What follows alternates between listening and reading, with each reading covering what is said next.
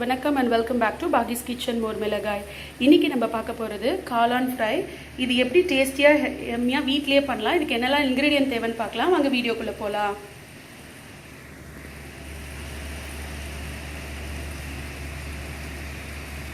இப்போ நம்மளோட காளான் ஃப்ரைக்கு எதெல்லாம் தேவைன்னு பார்க்கலாம். ஒரு பாக்கெட் அளவுக்கு மஷ்ரூமை எடுத்து நல்லா வாஷ் பண்ணிட்டு நல்லா பொடியா கட் பண்ணி எடுத்து வச்சுக்கோங்க. அதுக்கு ஈக்குவல் அமௌண்ட்டும் நீங்கள் வந்து கேபேஜ் சேர்த்துக்கலாம். என்கிட்ட கொஞ்சமாக இருந்ததுனால நான் ஒரு 2 கை அளவுக்கு கேபேஜ் சேர்த்துருக்கேன். இது ரெண்டையும் நம்ம ஒன்றா மிக்ஸ் பண்ணி பொரிக்க போகிறோம். அதுக்கப்புறம் இதுக்கு ஒரு கிரேவி பண்ண போகிறோம். அதுக்கு என்னெல்லாம் தேவை அப்படின்னு பார்த்தீங்கன்னா, ஒரு 1/4 கேப்சிகம் சும்மா ஒரு க்ரன்ச்சினஸ் கொடுக்கறதுக்காக, 2 பல் பூண்டு பொடியாக நறுக்குனது. உங்களுக்கு வேணும் அப்படின்னா நீங்கள் ஒரு பச்சை மிளகாவும் பொடியாக நறுக்கி சேர்த்துக்கலாம். 1.5 பெரிய வெங்காயம் பொடியாக நறுக்கி எடுத்து வச்சுருக்கேன். இது தவிர நான் தக்காளி ஆட் பண்ணணும். நான் இன்றைக்கி தக்காளி ஆட் பண்ணாமல் தக்காளி பியூரே பண்ணி ஃப்ரீசரில் வச்சுருந்தேன். அந்த பியூரே வந்து 1 கியூப் போட்டோம் அப்படின்னா 2 தக்காளிக்கு சமம். நான் ஒரு 1.5 கியூப் அளவுக்கு போட்டுக்க போகிறேன். சின்ன கியூப் இருந்தது அப்படின்னா 1 கியூபுக்கு சமம். ஸோ நான் 2 கியூப் போட்டேன் அப்படின்னா 2 தக்காளிக்கு சமமாகிடுது. பெரிய கியூப் போட்டோன்னா 1 போட்டால் போதும். அப்புறமா மசாலா பண்ணுறதுக்கு உப்பு தேவையான அளவு எடுத்து வச்சுக்கோங்க. தனியா பொடி வந்து 1 டேபிள் ஸ்பூன் அளவுக்கு எடுத்து வச்சுக்கோங்க. சோயா சாஸ் வந்து 1 டீஸ்பூன், மஞ்சப்பொடி ஒரு 1/2 டீஸ்பூன் எடுத்து வச்சுக்கோங்க. அதுக்கப்புறம் கரம் மசாலா ஒரு 1/2 டீஸ்பூன் எடுத்து வச்சுக்கோங்க. கார்ன்ஃப்ளவர் ஒரு 3 டேபிள் ஸ்பூன் அளவுக்கு எடுத்து வச்சுருக்கேன். உப்பும் அதே மாதிரி தேவையான அளவு, தண்ணி கொஞ்சமாக தேவைப்படும். அதுக்கப்புறம் எண்ணெய் வந்து இங்கே சூடு பண்ணிகிட்ருக்கேன். ஃபர்ஸ்ட் இந்த ரோட் சைட் காளான் பொரிச்சு எடுத்துக்க போகிறோம். அதுக்கு ஃபர்ஸ்ட் என்னெல்லாம் சேர்க்கணும் அப்படின்னா, ஒரு பாத்திரம் எடுத்துக்கோங்க. ஒரு பாத்திரம் எடுத்துகிட்டு அதில் ஃபர்ஸ்ட் வந்து நம்ம வந்து இந்த காளானை ஆட் பண்ணிக்கலாம். இப்போது மஷ்ரூம் ஆட் பண்ணதுக்கப்புறம் நம்ம எடுத்து வச்சுருக்கிற கேபேஜ் ஆட் பண்ணிக்கலாம். உங்களுக்கு எவ்வளோ தேவையோ நீங்கள் அதை ஆட் பண்ணிக்கோங்க. இப்போது இதில் வந்து நம்ம வெறும் உப்பு, கரம் மசாலா, கொஞ்சம் காரப்பொடி சேர்க்க போகிறோம். உங்களுக்கு தேவையான அளவுக்கு உப்பு சேர்த்துக்கோங்க. கொஞ்சமாக உப்பு சேருங்க, ஏன்னா நம்ம இந்த இதுக்கு ஒரு கிரேவி பண்ணுறோம் இல்லையா, அதுலேயும் சேர்த்துருவோம். அப்புறமா ஒரு 1/4 டீஸ்பூன் அளவுக்கு கரம் மசாலா பவுடரும் இதில் சேர்த்துக்கலாம். அப்புறமா உங்களுக்கு எவ்வளோ காரம் தேவையோ அந்த அளவுக்கு கொஞ்சம் காரப்பொடியும் இதிலேயே சேர்த்துக்கோங்க. சேர்த்துட்டு இதெல்லாம் ஃபஸ்ட்டு நல்லா மிக்ஸ் பண்ணிக்கணும். அதுக்கு நடுவில் நம்ம வந்து கார்ன்ஃப்ளவர் சேர்த்துக்கலாம். கார்ன்ஃப்ளவர் வந்து நான் முதல்ல ஒரு 2 டேபிள் ஸ்பூன் அளவுக்கு இதில் சேர்த்துக்கிறேன். வேணும் அப்படின்னா இன்னொரு டேபிள் ஸ்பூன் சேர்த்துக்கலாம். ஃபர்ஸ்ட் இதை நல்லா மிக்ஸ் பண்ணிக்கோங்க. தண்ணி சேர்க்கக்கூடாது. தண்ணி சேர்க்காமல் நல்லா மிக்ஸ் பண்ணிக்க போகிறோம். ஏன்னா மஷ்ரூம்லேருந்து நமக்கு தண்ணி வரும் இல்லையா, அதுவே போகிறோம். அதனால் நல்லா மிக்ஸ் பண்ணிக்கோங்க ஃபர்ஸ்ட்டு. அப்புறம் இதோட ஒரு பிஞ்ச் மஞ்சப்பொடியும் சேர்த்துக்கிறோம். அதை சொல்ல மறந்துட்டு, ஒரு பிஞ்ச் அளவுக்கு மஞ்சப்பொடி சேர்த்துக்கோங்க. 3 டேபிள் ஸ்பூன் அளவுக்கு கார்ன்ஃப்ளவரும் நம்ம இதில் சேர்த்துக்கலாம். நான் தண்ணியே நம்ம விட வேணாம். இந்த மஷ்ரூம்லேயும் இந்த கேபேஜ்லேயும் இருக்கிற தண்ணியே போகிறோம் நமக்கு. இப்போ இது எண்ணெய் சூடாகிற வரைக்கும் மட்டும் இது அப்படியே ஊறிட்டு இருக்கட்டும். இந்த மாதிரி நல்லா மிக்ஸ் பண்ணிக்கோங்க. எண்ணெய் சுற்றுச்சா நம்ம டெஸ்ட் பண்ணிக்கலாம். எண்ணெய் ரெடி. பார்த்திங்க அப்படின்னா 2 கியூப் அளவுக்கு டொமேட்டோ பியூர் எடுத்து வச்சுருக்கேன். 2 தக்காளிக்கு சமம். இப்போ இந்த எண்ணெய் சுட்டுச்சு இல்லையா, இந்த நம்ம பசஞ்சு வச்சுருக்கோம் இல்லையா, அதை இதில் போட்டு ஃப்ரை பண்ணிக்க போகிறோம்.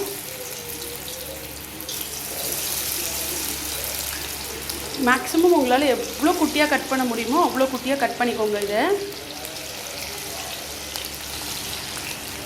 நல்லா எண்ணெயில் சேர்த்து இது நல்லா ஃப்ரை ஆகணும். இதை நம்ம நல்லா வந்து குக் பண்ணிக்கணும். அந்த மஷ்ரூமும் கேபேஜும் இதில் நல்லா குக் ஆகிருக்கணும். நல்ல ஹையில் வச்சு குக் பண்ணிக்கோங்க. சிம்மில் வச்சு குக் பண்ணாதீங்க, ஏன்னா எண்ணெய் குடிச்சிடும். நல்லா இதோட கலர்லாம் சேஞ்ச் ஆகி வர வரைக்கும் நல்லா குக் பண்ணிக்கோங்க. மொத்தமாகவே ஒரு 2 மினிட்ஸ் தான் எடுக்கும் இது குக் பண்ணுறதுக்கு. ஏன்னா கேபேஜும் சரி மஷ்ரூமும் சரி சீக்கிரம் குக் ஆகிடும். இதை நல்லா இப்போ ஃப்ரை பண்ணிக்கலாம். பாருங்க, அதோட கலர் நல்லா சேஞ்ச் ஆக ஆரம்பிச்சிச்சு இல்லையா. ஒரு 1 மினிட் ஆயிருக்கு. இன்னொரு 1 மினிட் அளவுக்கு இதில் நல்லா கிறிஸ்ப் ஆகிற அளவுக்கு குக் பண்ணிக்கோங்க. இது ஒன்று சேர்ந்துடுச்சு அப்படின்லாம் கவலைப்படாதீங்க. நம்ம எப்படியும் அந்த கிரேவியில் போடுறச்ச பிச்சு தான் போட்டுக்க போகிறோம். இப்போல்லாம் கடையெல்லாம் கிடையாது. அதனால் இந்த மாதிரி நம்மளே வீட்டில் பண்ணி சாப்பிட வச்ச ஒரு ஹைஜீனாகவும் இருக்கும், ஹெல்த்தியாகவும் இருக்கும். என்ன தான் ஆனாலும் எல்லோரும் பத்திரமா வீட்டிலே இருப்பீங்க அப்படின்னு நினைக்கிறேன், நம்புகிறேன். Stay home, stay safe. இப்போ பாருங்கள் நல்லா ஃப்ரை ஆகிடுச்சு. இந்த அளவுக்கு ஃப்ரை ஆனால் போகிறோம். உங்களுக்கு இன்னும் கொஞ்சம் கிறிஸ்பாக வேணும் அப்படின்னா இன்னொரு 1 மினிட் அளவுக்கு ஃப்ரை பண்ணிக்கோங்க. இதை நல்லாவே இதிலேருந்து ரிமூவ் பண்ணிடலாம்.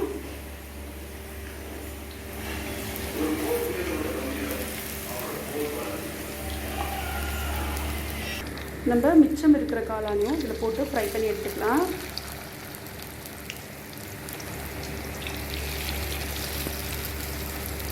பாருங்கள், நம்ம தண்ணியே சேர்க்கல, அந்த மஷ்ரூமில் இருக்கிற தண்ணியே இவ்வளோ விடும். அதனால் தண்ணி சேர்த்துறாதீங்க. இது ஃப்ரை பண்ணும்போது எண்ணெய் நிறையா குடிச்சிடும். அப்புறம் இதையும் ஃப்ரை பண்ணிவிட்டு கிரேவி பண்ணுறச்ச நான் உங்களுக்கு காட்டுறேன். இந்த மாதிரி பொரிச்சு எடுத்து வச்சாச்சு. இது கொஞ்சம் ஆறட்டும். அதுக்குள்ளே நம்ம இதுக்கான அந்த கிரேவி பண்ணிக்கலாம். இது ஆறினோடனே இந்த மாதிரி குட்டி குட்டியாக பிச்சுக்கணும்.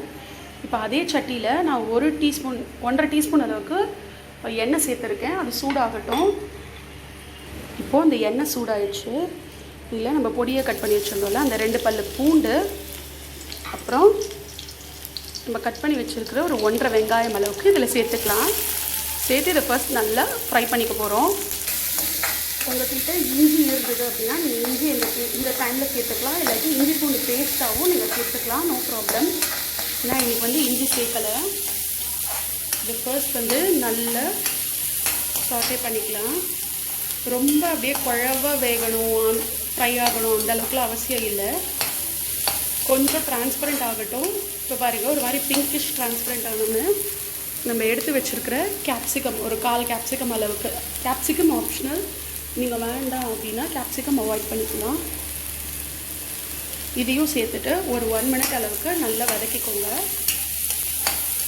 கேப்சிகம் வந்து கொஞ்சம் க்ரன்ச்சியாகவே இருக்கணும். கேப்சிகம் நல்லா சாஃப்டாக வதக்கிடாதீங்க. இப்போ இந்த ஸ்டேஜ்லேயே நம்ம கொஞ்சமாக மஞ்சள் பொடி சேர்த்துக்கலாம். ஒரு 1/4 ஸ்பூன் அளவுக்கு மஞ்சள் பொடி சேர்த்துட்டு நல்லா மிக்ஸ் பண்ணி விட்டுக்கோங்க.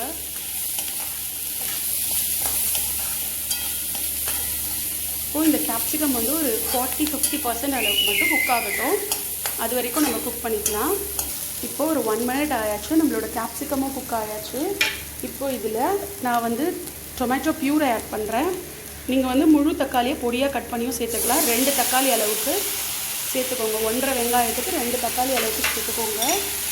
சேர்த்து இதையும் நல்லா குக் பண்ணிக்கோங்க. இது இந்த ஹீட்லேயே நல்லா கரைஞ்சிடும். இது ஒரு 1 மினிட் அளவுக்கு குக் ஆகட்டும்.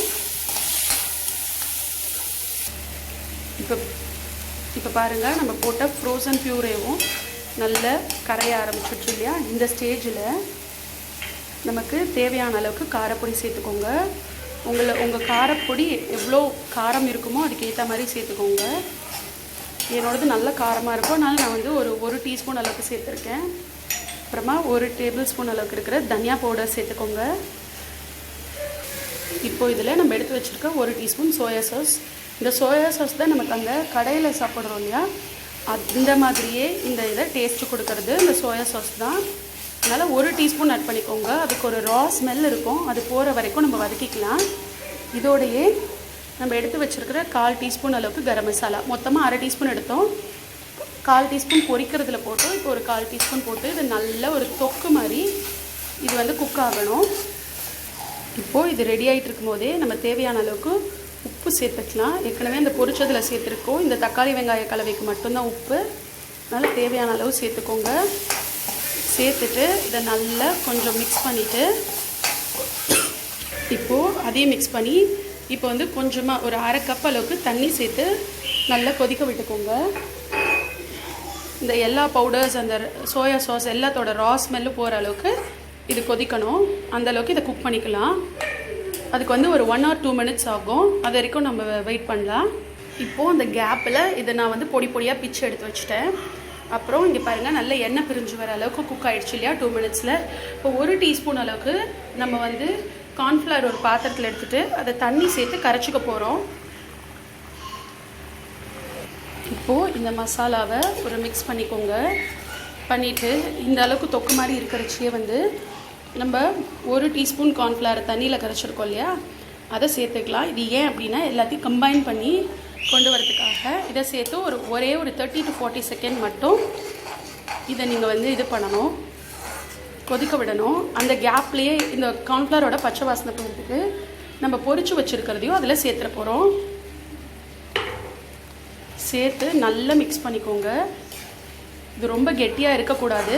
அதனால் கொஞ்சம் தண்ணியாக இருக்கும் போதே நீங்கள் ஆஃப் பண்ணிவிடுங்க. அப்போ தான் நல்லாயிருக்கும். அப்படியே இந்த ரோட் கடையில் சாப்பிட்ற ஃபீல் கிடைக்கும் உங்களுக்கு. அவ்வளோதான், நம்மளோட காளான் ரெடி ஆயாச்சு.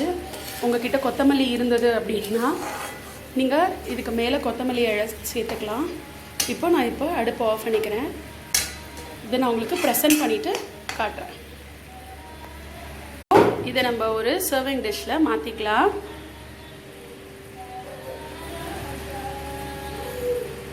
நல்ல சுட சுட சுட சுட டேஸ்டியான நம்மளோட காளான் ஃப்ரை ரெடி ஆயாச்சு. நீங்களும் இதை உங்கள் வீட்டில் மறக்காமல் ட்ரை பண்ணி பாருங்கள். ஹோப் உங்கள் எல்லாருக்கும் இந்த வீடியோ பிடிச்சிருக்கும் அப்படின்னு நம்புகிறேன். பிடிச்சிருந்தது அப்படின்னா லைக் பண்ணுங்கள், ஷேர் பண்ணுங்கள், கமெண்ட் பண்ணுங்கள். இது வரைக்கும் நம்ம சேனலை சப்ஸ்கிரைப் பண்ணல அப்படின்னா சப்ஸ்கிரைப் பண்ணிக்கோங்க.